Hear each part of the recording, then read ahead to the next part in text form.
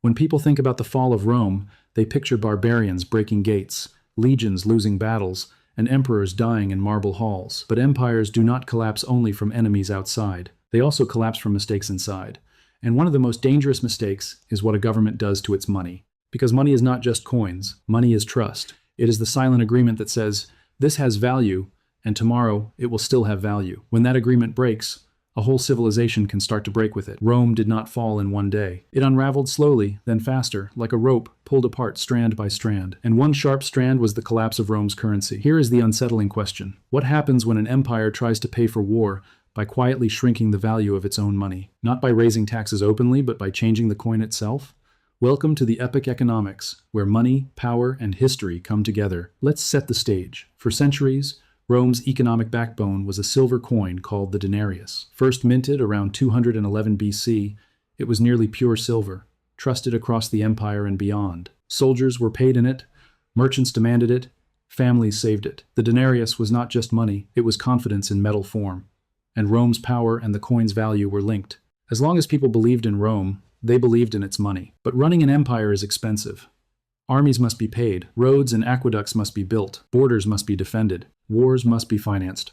And by the 2nd century CE, Rome was stretched thin, fighting enemies on many edges and facing unrest inside. The problem was simple. Military costs were huge, and tax revenue could not keep up forever. So emperors turned to an old trick with a new mask: debasement, making silver coins that contained less and less silver. Instead of taxing citizens more, always unpopular, they reduced the silver content inside the denarius while keeping the coin's face and name. It looked the same, but it was not the same. The numbers tell the story. Under Augustus, the denarius was about 95–98% silver. Over time, that purity dropped. And by the mid-3rd century, some coins were little more than cheap metal with a thin silver coat. You might think, so what? The government made more coins. More coins should mean more money, right? That is the trap. Because if each coin has less real value inside, people notice. They weigh it, they test it, they compare it. And when people realize money is weaker, they raise prices. Not because they are evil, because they are trying to survive. If your coin buys less silver, it will buy less bread. Inflation followed. Prices rose because money was no longer anchored to real value. A bag of wheat that once cost a single coin could suddenly cost many more. This was not abstract theory. It hit ordinary Romans first. Soldiers demanded higher pay to keep up with rising costs. Merchants became suspicious. Some refused debased coins and wanted barter or payment in gold instead. Local economies began to shrink into small bubbles. Trade became harder. Why accept weak coins for real goods? And the more confidence eroded, the more emperors struck cheaper coins, hoping that volume would replace value. This is the vicious cycle. Weaker money, higher prices, higher wages, demanded more debasement, even weaker money. It is a loop that has repeated in many inflations across history. Then came the storm inside the storm. The crisis of the 3rd century. Between about 235 and 284 CE, Rome suffered decades of chaos, civil wars, invasions, plagues, and economic breakdown. Emperors rose and fell fast, sometimes lasting only months before being killed. Behind all the drama was a broken financial system. Taxes were demanded in coins that were worth less and less. Farmers struggled. Some abandoned land rather than pay. Trade networks fractured like cracked glass. And the Roman government tried desperate measures to hold things together: price controls, forced work obligations, and strict rules meant to stop the bleeding. But rules cannot fix broken trust. One emperor, Diocletian, tried the most direct solution. He tried to control prices with law. In 301 CE, he issued the Edict on Maximum Prices, setting maximum prices and wages for a huge list of goods and services.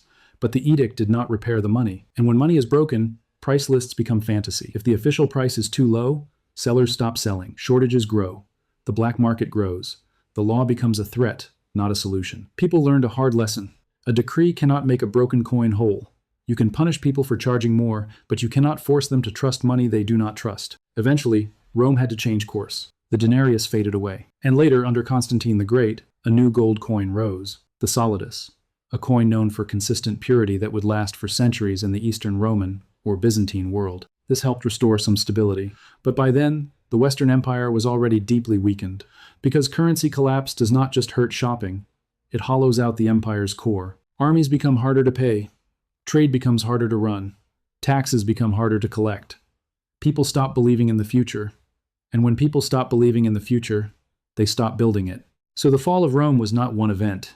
It was a long unraveling. and money was one of its sharpest threads. Now here is the part that should make every modern viewer uncomfortable. Rome thought it could cheat reality.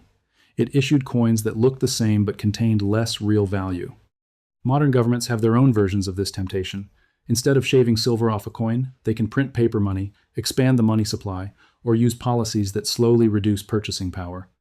The method changes, the risk stays, and the result often looks familiar. The public pays the price, savings lose power, and trust collapses, especially for people who live on wages and fixed income. History did not stop teaching after Rome. Big inflationary crises since then have often followed a pattern. Governments weaken money to cover costs, the powerful protect themselves with assets, and ordinary people get squeezed. Fast forward to the 20th century. After World War I, Germany faced crushing obligations under the Treaty of Versailles. The government printed more and more marks, thinking it could cover the gap with paper. By 1923, hyperinflation exploded. A loaf of bread that once cost 1 mark could cost billions of marks. People carried wages in wheelbarrows. Life savings evaporated. And social anger helped push politics into extreme directions. Zimbabwe followed a similar path in the early 2000s. The government printed money to cover problems it could not fix fast enough. Inflation became so extreme that prices changed constantly, and the currency was eventually abandoned in daily life. These examples sound dramatic, but you do not have to live in the worst case to see the Roman pattern. Even in stable countries, people can feel slow erosion, rent rising, food rising, and money buying less year after year. So what is the real lesson of Rome's money collapse? It is not coins are bad or gold fixes everything. The deeper lesson is this: money is a trust system. If leaders treat it like a trick, society pays like it is a tax. Because inflation is not just a number on a chart. Inflation is a silent transfer. It shifts value away from cash savings and fixed wages. It rewards those who can move into real assets faster. It punishes those who cannot. And that is why money problems become social problems. When money stops being trusted, contracts fail. Trade slows. People argue more. Crime rises. Politics gets harsher. An empire can survive enemies at the gate for a long time. But if its treasury becomes a place where trust is broken, the gate will eventually fall anyway. Now ask yourself this question. If Rome, one of the most organized powers in history, could break its own money system under pressure, what makes any modern system immune? Rome's leaders did not wake up and say, "Let's destroy our civilization." They made small, practical choices again and again, choices that felt easier than taxing more, cutting spending, or reforming the system. And that is how big collapses often happen, not with one crazy decision, but with many reasonable decisions stacked on top of each other until the weight becomes too much. So what should you take away as an individual? First, never assume stability is permanent. Romans in the 1st century would have laughed if you told them their famous silver coin could become nearly worthless metal. Second, remember that real wealth is not only paper or digits. Real wealth can be skills, productive work, strong communities, and assets that keep value when money shakes. Third, understand the warning sign. The warning sign is not only rising prices. The warning sign is shrinking trust when people feel rules are changing quietly and the money story no longer makes sense. Because financial systems can collapse slowly, then suddenly, and when money stops being real, society starts to unravel. Trade breaks down, armies weaken, governments lose legitimacy. The barbarians at the gate might finish the job, but the real killer often starts inside the treasury.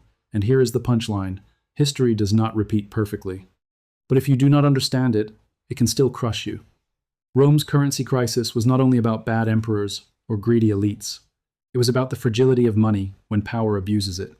That fragility has never gone away.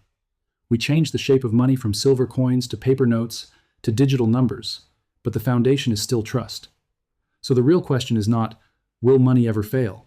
The real question is, when pressure hits, will leaders protect trust or will they sacrifice it for short-term survival? Because once trust breaks, fixing it is harder than breaking it. It can take years, sometimes generations, to rebuild confidence that was destroyed in months. Rome learned that lesson the hard way. The world learned it again in later inflations. And the next time we see it, it will not feel like a textbook. It will feel like life. So when you hear the story of Rome, do not only imagine the battles, imagine the coins in a worker's hand. Imagine the merchant refusing payment. Imagine the soldier demanding more. That is what collapse looks like up close. Rome did not just lose wars, it lost the invisible glue that held its economy together. And when the glue cracked, everything else cracked with it. If this gave you a new perspective, share your thoughts in the comments. Do you think Rome could have survived if it had protected its money system earlier? And what empire should we break down next? If you want more stories where money, power, and history collide, like the video and subscribe. History has the answers, and I'll show you where to look.